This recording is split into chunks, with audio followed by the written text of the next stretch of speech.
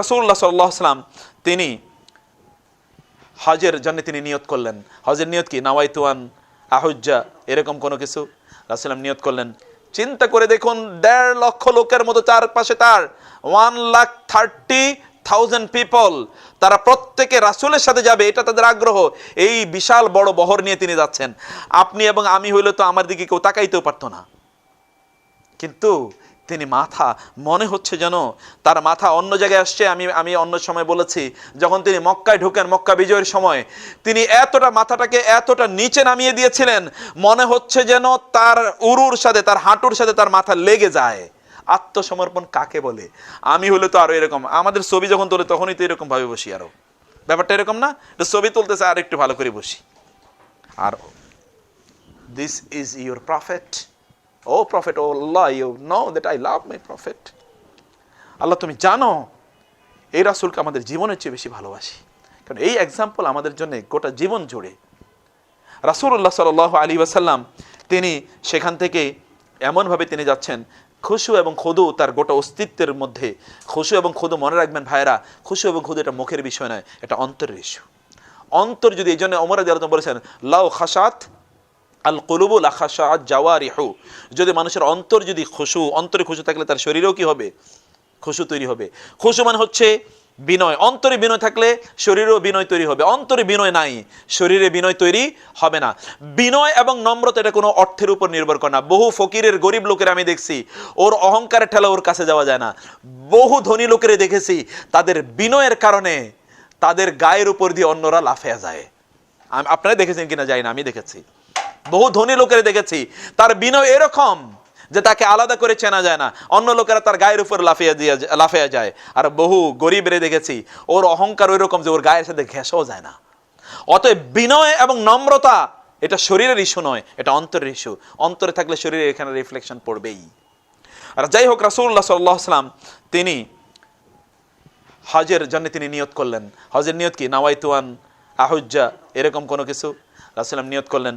আল্লাহুম্মা হাজ্জা লা রিয়া ফিহা ওয়ালা সুমা, আল্লাহ আমি হজ করতে যাচ্ছি, কাউকে শোনানোর জন্যও না, কাউকে দেখানোর জন্যও নয়। আপনি চিন্তা করেন, একজন মানুষ, আমাদের দেশে কোনো মিনিস্টার যদি রওনা দেয় তাহলে তো 2 ঘন্টা আগে রাস্তা ফাঁকা করে দেয়। আমেরিকার প্রেসিডেন্ট বাংলাদেশে আসে 2 মাস আগ থেকে তো সব কি পেট্রোল করা হবে, ওইখানে সেখানে। প্রেসিডেন্ট ক্লিন্টন একবার, আপনারা জানেন কিনা, বাংলাদেশে যখন আসলো তখন ওই যে আপনার গাজীপুরে একটা জায়গায় যাওয়ার কথা ছিল, না জানি সাভারে কোথায় যেন যাওয়ার কথা ছিল, এরপর ওইখানে যায় নাই। যাওয়ার সব কিছু রেডি, এভরিথিং ওয়াজ প্রিপেয়ার্ড, কিন্তু হঠাৎ করে বলে না, যাওয়া যাবে না, যাই নাই ওখানে। অলসো কিন্তু 3 মাস আগ থেকে সব প্রিপারেশন। তার অগ্রবর্তী দল মুকদ্দমাতুল জাইশ, অ্যাডভান্স গ্রুপ কিন্তু সিআইএ ইত্তকার সব চলে এসে বাংলাদেশে 3 মাস আগ থেকে সব তারা পর্যবেক্ষণ করে, এরপরও যাইতে পারে নাই। আর আপনি রাসূলের অবস্থা দেখেন, তিনি তার বাহনের উপরে এরকম ঝুঁকে আছেন এবং তিনি বলেন, আল্লাহুম্মা হাজ্জা লা রিয়া ফিহা ওয়ালা সুমা, আল্লাহ কাউকে দেখানোর জন্য নয়, শোনানোর জন্য নয়, তোমার সন্তুষ্টির উদ্দেশ্যে আই স্টার্টেড মাই জার্নি। এখন এই সফরে তার কি ছিল চিন্তা করে দেখুন তো। এই সফরে তিনি যেই বাহনের উপর বসেছেন, ওই বাহনের উপর তার বসার যে আসনটা তৈরি করা হয়েছে, ওই আসনটা তখন যদি বিক্রি করা হতো, সর্বোচ্চ সবচেয়ে বেশি দাম যদি কেউ দিত, তাহলে 4 দিরহাম দিত। কয় দিরহাম? 4 দিরহাম। 4 দিরহাম মানে কত বাংলাদেশে জানেন? আমি জানি না, এটা 400-500 টাকা হবে হয়তো বা। আমাদের সবচেয়ে বড় বড় লোকেরা কোথাও যাওয়ার আগে মার্সিডিজ বেঞ্জ, বিএমডব্লিউ, এর আগে পরে 30-40টা, এগুলো ছাড়া তো কোনো উপায় নাই। উনি গেছেন, ওনার চারপাশে এরকম লক্ষ লক্ষ লোক, যদি লোকদেরকে তিনি বলতেন আমার এটা চাই, লোকেরা প্রয়োজনে তাদের নিজেদের জীবন বিক্রি করে দিয়ে তার জন্য নিয়ে আসতেন। কিন্তু তার অবস্থান কি? এইরকম একটা জড়সড় দিনহীন অবস্থায় তিনি যাচ্ছেন এবং তার নিজের কোনো জামা কাপড় পুটলি মাতলি কিচ্ছু নাই।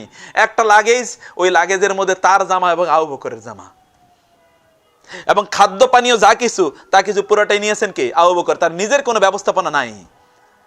এই বাহনে করে আবু বকর রাদিয়াল্লাহু তাআলা যা জোগাড় করেছে অতটুকুই, তার নিজের কোনো ব্যবস্থাপনা নাই। এতটুকু নিয়ে তিনি যাচ্ছেন কোথায়?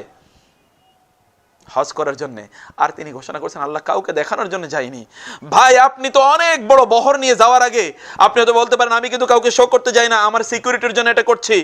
কিন্তু আল্লাহ রাসূল সাল্লাল্লাহু আলাইহি ওয়াসাল্লাম এত বিশাল বড় বহর নিয়ে মাথাটা ঝুঁকিয়ে দিয়ে তার সাথে কোনো কিছু নাই, তার পক্ষেই এটা ঘোষণা করা সম্ভব যে আল্লাহ তোমাকে দেখানোর জন্যে, অন্য কাউকে দেখানোর জন্য নয়, তোমার সন্তুষ্টির জন্যে, অন্য কারো সন্তুষ্টির জন্য নয়।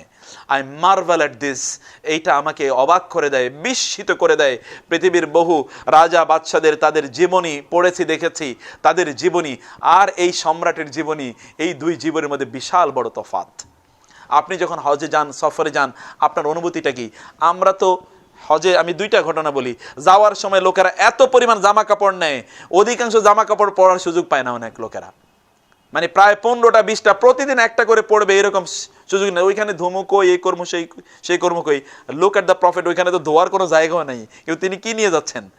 আর আসার সময় তো লাগেজ প্রত্যেকের বাড়ে, এবং অধিকাংশ হাজিরা ওইখানে ঘুষ দিয়ে তারপরে তার লাগেজটা ছুটায়। এরা হজ করতে গেছে, আবার হজ করে আসছে, এবার আবার নিজেদেরকে হাজি হিসেবে দাবি করে। সেইম।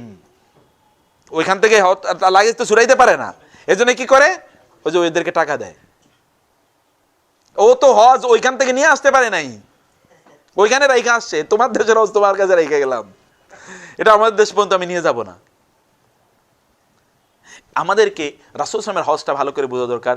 আমাদের লোকজন বসে আছে এখানে, এটা একটা নতুন প্রতিষ্ঠান হয়েছে। একটা প্রতিষ্ঠানের ব্যাপারে আমি দু একটি বিষয় বলি। আপনারা একটা প্রতিষ্ঠানের সবচেয়ে গুরুত্বপূর্ণ যে দিকটি, তা হচ্ছে ম্যানেজমেন্ট, কমিটমেন্ট।